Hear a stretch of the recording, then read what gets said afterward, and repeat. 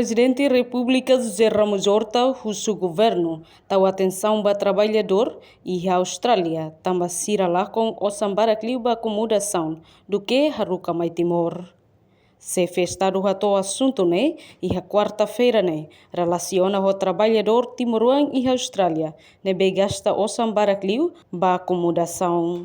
Também o Presidente da República José Ramos Horta se colhia o nono governo, li Russi primeiro-ministro Sanana Gusmão, no CFOP, a total matamba trabalhador sira. Durante né, trabalhador sira gasta o sambaracliu, ba acomodação sira hanesan, bis medical no taça. Vale, la primera vez vuelo para el ministro de Alemania, e até se defende anche in vez di risolvere i problemi mi difende e poi fino a qui trovo problema nei Australia la risolve también acá de Cataluña de media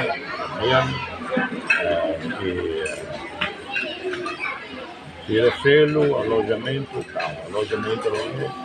porcaria dia de todo parte en Ualu, de Tuarville, después de Tuartune de Andal.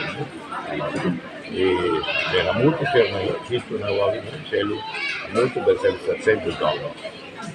De cara ele vale a hoteles. E depois hacer un imposto. Imposto a veces na Austrália, o imposto deve viajar.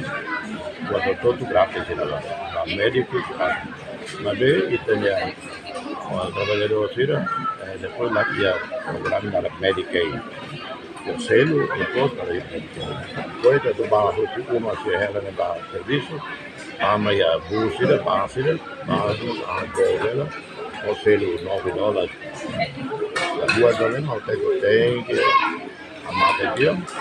Depois a minha intervenção, né, sindicato Vox, Austrália, ACTU, Australian Council Trade Union, sirva escolher matar o campanha do governo, escolher matar mediante a não tem problema tem problema. O governo tem que ajudar o trabalhador e a Austrália, Coreia, no Inglaterra, também sira haruka osam barak mai, hadia economia timor-nian. Reportagem Sabina Sansa, Televisão Timor Post. Janela informação ba emogoto. Atua tem informação atual dia clio. Kita haluha. Haneham botão subscribe, like. Halo comentário no fahe tutang ba media sosial hotu.